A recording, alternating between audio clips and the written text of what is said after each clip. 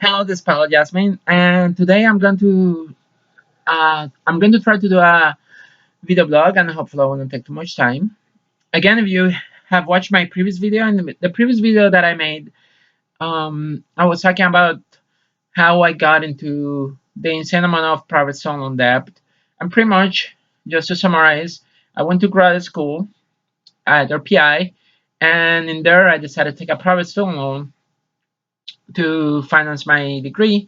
The sad part is like I never finished a degree, and I haven't been able to get a job in the field.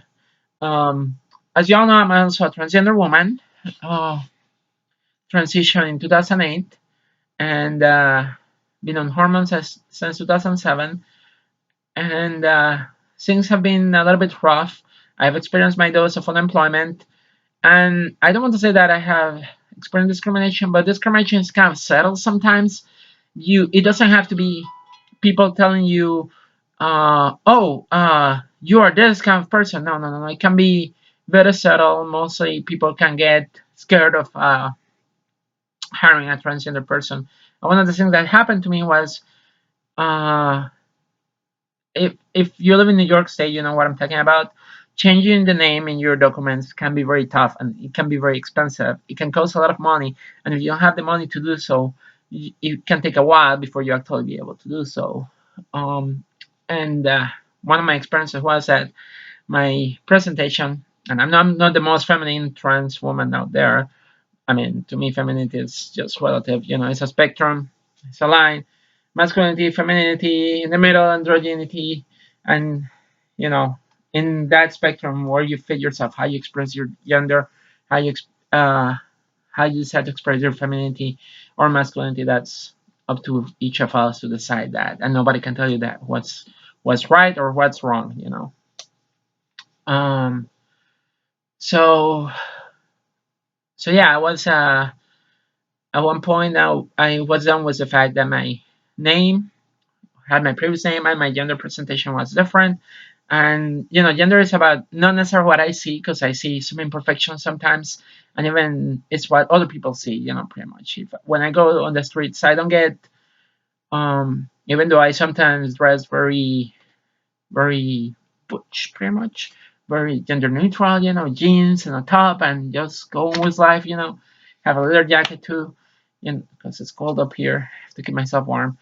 Um, so still, people perceive me as a woman, and it simplifies things. It's not what I want. I don't have to I don't have to go batching people and tell me, hey, I'm a woman. You have to treat me this way. I let people decide that. If they made a mistake, it is what it is. It's not a big deal for me. I've learned to deal with that. Um. Anyway, so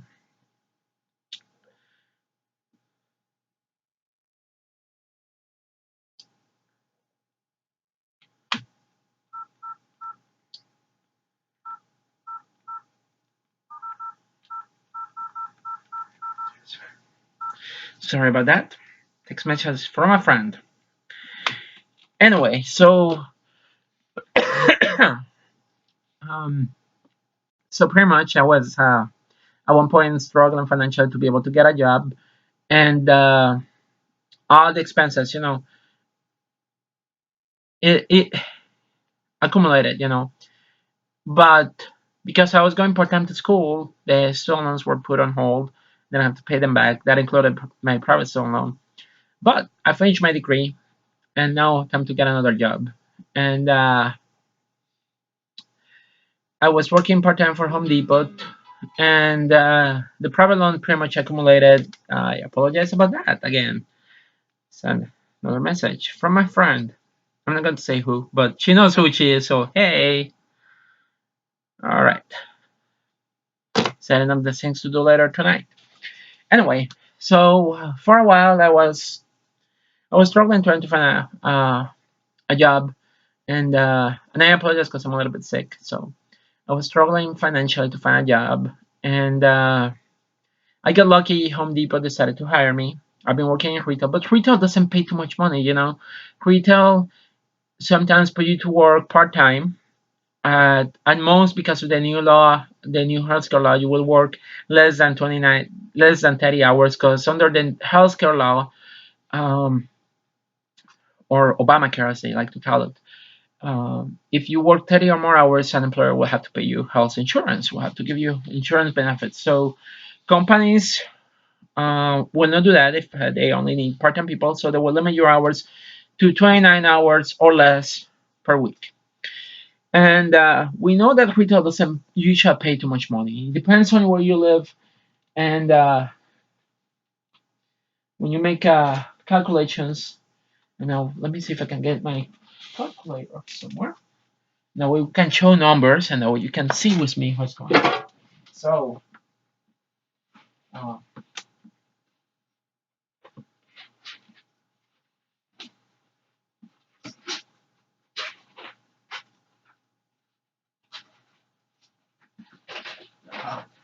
found it here. Oh yeah, I'm a big wrestling fan, so I just go back into wrestling. And if you haven't seen my wrestling match from September 12th, I may probably post a link down here, so make sure to watch it. Uh, so, say they pay $9 an hour, $9 an hour times 20 hours, which you might work 20, 25, it depends, but assume 20 hours. The gross income is going to be $180, and I don't know if you can see it there. It's very difficult to see it, but yeah, $180. 9 times 20, that's $180. And times 2 is 18, $180 gross income. After taxes, you might get about 143, 150. If you work less than that, you're going to earn less than that. So working retail can be a mess. You can barely afford things. If you live in New York State, let me put it this way. I was just walking by my rent up here. I pay for my rent. Let me just use my example. One studio can cost $725. What is a studio? A studio is just like a big space where you have the living room and your kitchen almost in the same place, and maybe you have a tiny little bathroom. You're lucky if your kitchen is hidden from the rest of the apartment, but it's a very small space, and it's a studio in one of the buildings nearby. It costs $725. As a studio, that's for one person. I could live alone, but it's $725. I'm sorry to say it, but $9 an hour part time doesn't pay that. Really, it doesn't. If you made the calculations, I just made the calculations here. 9 times 20, that's $180 a week gross income, which you might get less depending on your taxes, how much taxes are taken out if you're single or whatever. $180. Multiply that by 4. Your monthly gross income is 720 minus taxes and all that stuff. You cannot afford a studio in New York State at $9 an hour working part time, one part time job. If you have two part time jobs, then we multiply that times two, assuming that you can work 20 hours at both jobs, which that might be a little bit difficult, but might be doable. Unless you don't have a car, then it's going to be a little bit difficult and will depend on where you work, and then you will have to figure out transportation and figure out how to get from job one to job two in a reasonable amount of time so you can be able to work that job. So if you have two jobs at part time, your income might be gross income will increase to about $1,440, which after taxes might be about $1,000 minus the cost of paying a studio on your own. It would be very expensive, which means in New York State that you might still have left you $715, but that's gross, so you will have probably less than that, but 400, 300 to cover your other expenses. And assuming that you don't have any other expenses, then probably you will be okay. But if you have other expenses and you went to school, like I was, and you have a shit ton of student loan, like I do, because as I said, I went to a PI in 2004. I got a private student loan. My private student loan was $35,000, and all of a sudden now it's like $50,000, $55,000 that I in a private student loan.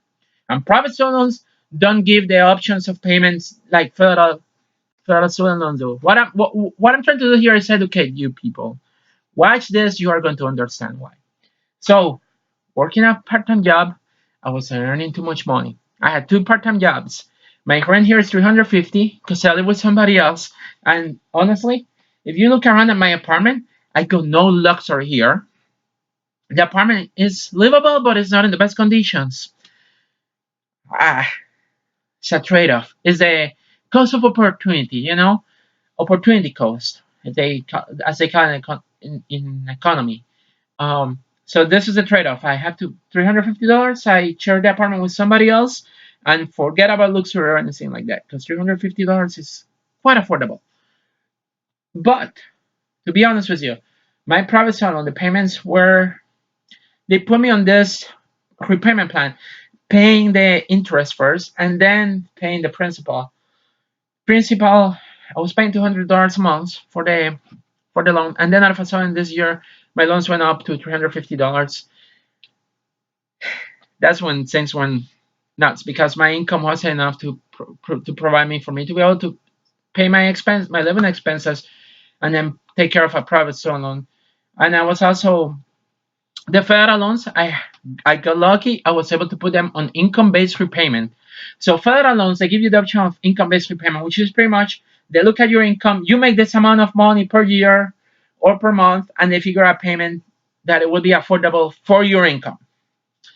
That's the great thing that federal loans have, is the fact that with the income-based repayment program, you can take an amount of uh, the amount of loans that you will be paying. The payments are going to be low based on your income, and they might be less than what you will actually end up paying if you don't go through that program. One example I can give you: after I finished Hudson Valley Community College, my degree in business administration and accounting, which I finished in 2013, my federal loans were going to be about $350 or so a month.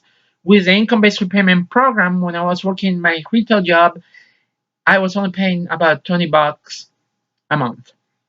Because I got a better job now, it means that my income went up.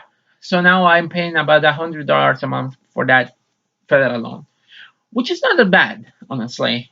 Because $100 is more affordable than the amount that I'm paying for the private loan that they wanted me to pay, which was about like 350, which 350 is a good chunk of my paycheck. And if you add other expenses, could have created more chaos. Also, I needed a car, and that's the other thing that I'm going to get later on if I can. But I want you to realize this and take my advice. If you are a student, you're going to school, do not take private student loan.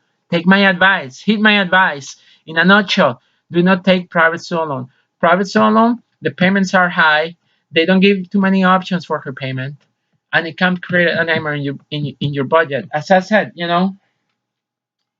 if at that time I was working almost two part-time jobs, $350 will have sucked a good chunk amount of money from here, from the 700 that I got left after paying expenses and utilities and all that stuff. That's a good chunk of money, and that will give me not give me anything. You get sick, you don't have anything saved. And that's what's a concern, that I also needed to pay insurance, medicines, food, and all that kind of stuff. A lot of people are going to tell you that your budget should be pay the loans first and then pay the other things. But if you live far away from my family, and this is the thing that I did, I moved here to New York State. My family lives in Puerto Rico. I don't have mom and daddy to go back and live with them and save some money on rent. I have to pay rent because I need to have a place to live. I have to have a roof over my head. I rent because I cannot afford purchasing a house. So to put it in a nutshell, the first expense that should come out of your budget, if you have a tight budget, are rent, and utilities. You need a roof over your head. Second expense, you need a phone. So put a phone, because a phone you need it to be able to. Some cases you can access the internet with a phone, but also you may need it to be able to keep in touch. If you send a resume, you need somebody to call you, so you may need a phone to be able to get a job. A computer, you need a computer, so you may need that would go into utilities for the internet and all that kind of stuff. So you need that. Food is important, so do not put food as the last option. Ramen noodles only last you so long, and they're not the best option to eat, and they're not very healthy either. So food is another expense. So those are the basic living expenses: food, rent, utilities, phone, food, and the internet. Because every job application today, forget about going to a company and say, "Hey, I have a paper application." No, now companies tell you, "Go to our website, check our options." You go to a job fair today, and the ridiculousness is that you talk to people and it's like, "Oh, here's my resume. I want to see if there are options." Well, what we can suggest you is go to our website, check out the options and the jobs that we have posted, and apply to whatever position you are qualified to. So pretty much they tell you go away. We'll call you. Don't call us. Pretty much. It's sad how things have changed lately in the technology era. You better have a uh, good experience or a way to get a good job. Now, as I said, so yeah, so if you don't have a good budget, if you are struggling financially, the first expenses are your living expenses. Do not leave your living expenses for later, because one of the things that happened to me was like, oh my gosh, I have my living expenses and I have the federal loan and the private loan. Put the federal loans on income-based repayments, and then I still could not afford paying the private loan. And the private loan companies, I missed one payment, and they started calling me. And to be honest with you, it was a trade-off. Do I put food on my plate and pay my living expenses, or do I pay the private student loan? If I pay the private loans, I will not be able to afford my living expense, so probably get kicked out or evicted from my apartment. Plus, I will have no food to eat. So I had to make a trade-off in there because uh, oh, and transportation is also another important expense, because if you have a work, you have to be able to get to work and get back to home, and whether it's a car or it's a public transportation, it costs money. Sorry, just because you think that, oh, you're poor, you don't have a car, you can't afford a car, you have to go to work. How you get to work? You can walk, ride the bicycle, which I've done in the warm weather. I ride a bicycle, which pretty much saved me gas, but I didn't have a car at then, so it pretty much saved me the money that I would spend on the bus, because I will be riding the bicycle and I will get exercise, which is good for me, and for anybody. So yeah, I will ride a bicycle to work and back home. There are days that it sucks because the weather, and also it rains sometimes. So, but for most part, over the warm weather, in the warm weather, I'm always riding a bicycle. You can see me in the streets in Albany. If you live in Albany, New York, in my bicycle, going all the way, everywhere that I can in the bicycle. Uh, so transportation is included in those living expenses, because you need to be able to go to work and get back home. So I'm looking at my expenses, and I'm looking at the expense of the private loan, and I couldn't afford the private loan with the two part-time jobs. It's ridiculous. They were asking for $350 a month. I called them, see if they could go low. They gave me an excuse. They wanted to go like 200 something, but I still could not afford it because my income wasn't high enough. And the other thing is that you don't want to, when you do a budget, you don't want to go and live so tight that you don't have any money in case you have an emergency, because things can happen. You can get sick and then you have to go to a doctor, or you have to have purchase medicine out of a sudden. You never know what can happen. So it's a good idea to have a little bit of savings in case an emergency happens. With a private loan, I couldn't do that. So I made a decision of not paying them. And long story short, I missed a few payments, and they finally came back to me, and they were calling me and calling me and calling me. And I think 90 days passed by. I was kind of like, okay, they're finally going to sue me, and I'm going to probably lose the lawsuit. And at that time, I finally got the new job. So the company, what did, they waited. Once I got in my new job, they waited. And then they were say, now we're going to send you a lawsuit. Smart move from the company, because now I have a better job that I can probably afford pay my student loan. So if they would have won the lawsuit, they could have garnished my wages, and they could have taken as much as they could in that transaction. Before, with my two part-time jobs, they would have taken me to court. We'll go to court. The judge will look at that, and the judge will laugh at them and probably dismiss the lawsuit and maybe work. I will haven't had to pay them too much money to them. So because of that, now they have control over me, because I'm earning a better income. Uh, Still, the amount that they wanted me to pay, and because I missed the payments, the amount of my principal went up. So now my payments went up. So now they're in like $450 a month, which is still a good chunk of my paycheck, even with my new job. And it's still a good chunk of my paycheck. And to be honest, it was something that I couldn't afford. So I ended up taking the risk of getting. It was almost going to get into court, and then finally we worked out a deal, and it cut down to 275 a month. It's still a little bit high, and next year there's no guarantee that I will have 275 a month as payments. It could go up, but for now I can balance it and manage the payments a little bit better.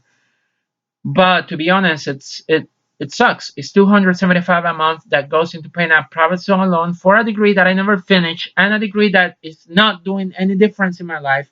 I never finished the degree and I'm not even working in the field. I'm trying to get a job in the field. I'm about to take a civil service test for junior engineer, junior chemical engineering. Hopefully, I will pass the test and hopefully I may be able to get back into engineering. I don't know if that's going to happen, but for the moment, at least I got a better job with the state. I work as a tax technician trainee, so I'm learning about income taxes. I audit income taxes pretty much. Some people may not like my job, but it's paying my bills right now, and it's a job that I feel it's important because taxes are complicated, and but at the same time, people that may not qualify for a credit, they don't know that they will try to get a credit that they don't qualify for. So my job is pretty much preventing people from getting a credit they don't qualify for, and and helping keep the state finances. So to me, it's a very important job. Um, but at the same time, I realized that it's still not enough to live. Recently, I got into a car expense because I needed a car, and I was thinking about getting a used car, but I ended up deciding getting a new car because if you get an old car, a used car, you don't know what you're getting, and then probably the money that you put for the car, you might end up having to have a budget to fix things that might get broken down the road because of the car being used and old. So I got a new car. It has warranty with the dealership. So if it breaks or it gets damaged within that warranty, I might probably cover, and I just have to go to the dealership and fix whatever I need to fix. So it's not that bad. It's not a bad deal. But again, it goes to my budget and having student loans. So now my concern is like how I can manage my budget so I can afford pay my car loans, my insurance, because having a bankruptcy pretty much spiked my cost of insurance. I haven't had a car in like years, so I got punished for not having insurance. Why? Is there an insurance agency out there? Why are you paying us people for not having insurance for a while?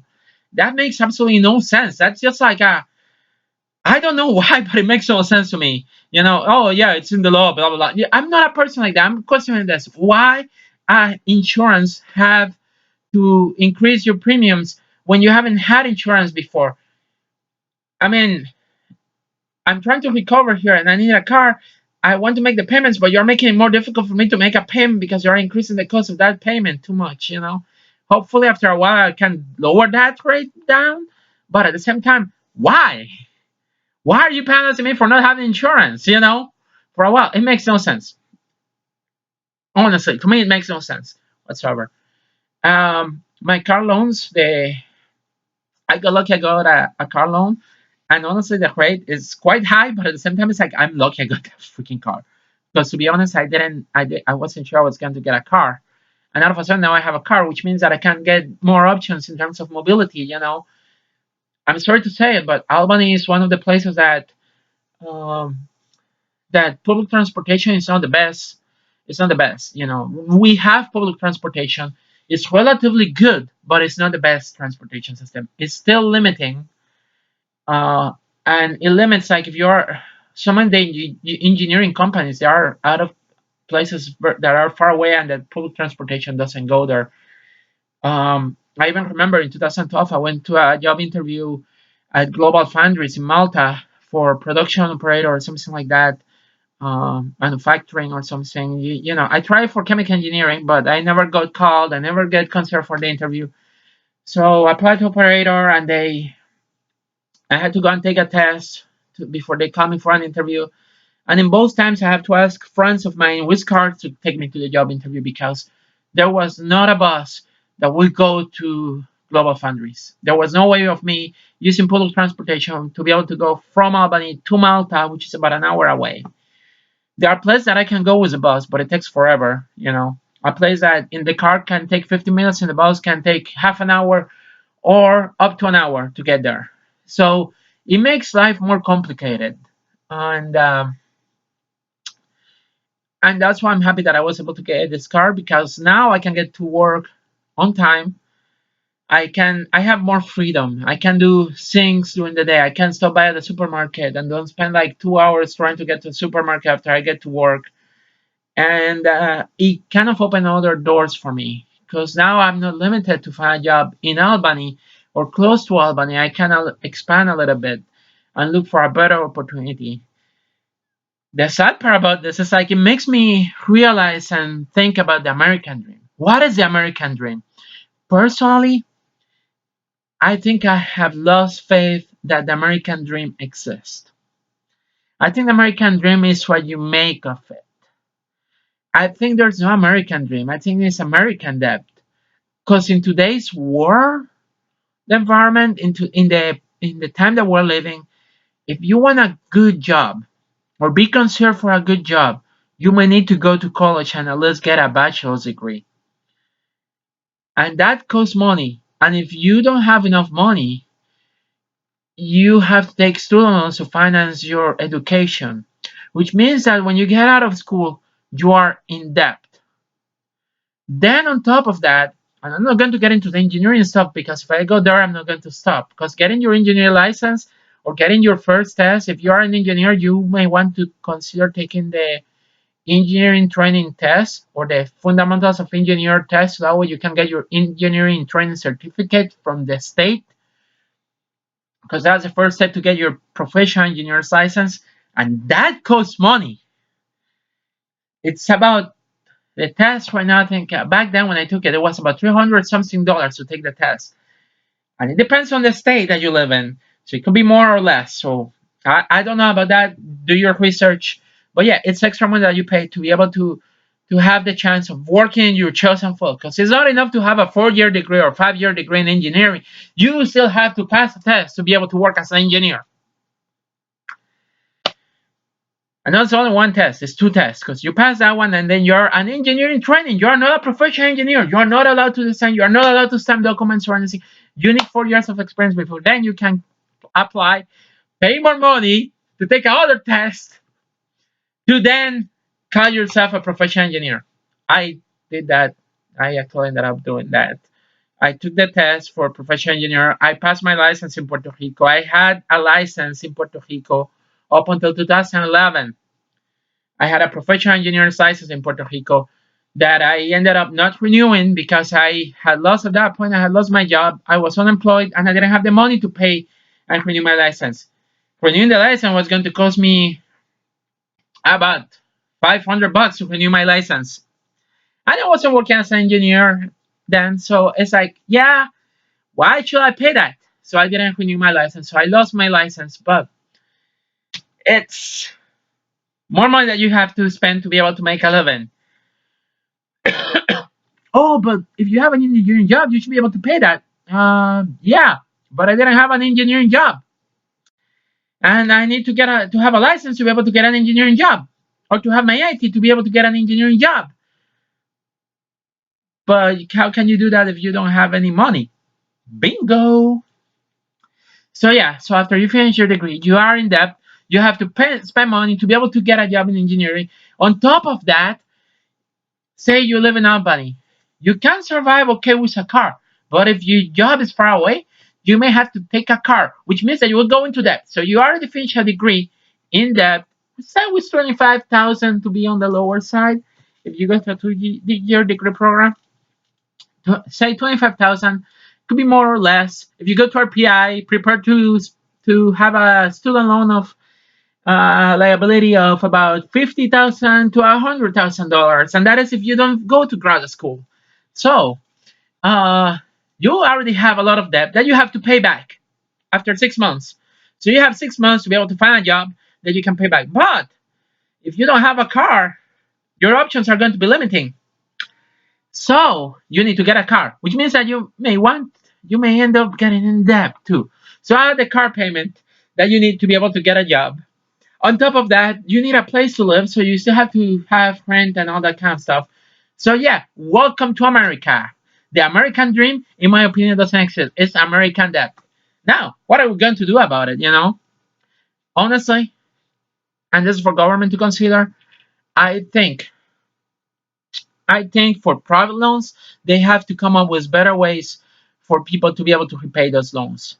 Either allow those private student loans to be able to be discharged in a bankruptcy situation because things happen, you know. And why is a private loans different from a credit card? I use my credit card to pay my cost to in Puerto Rico.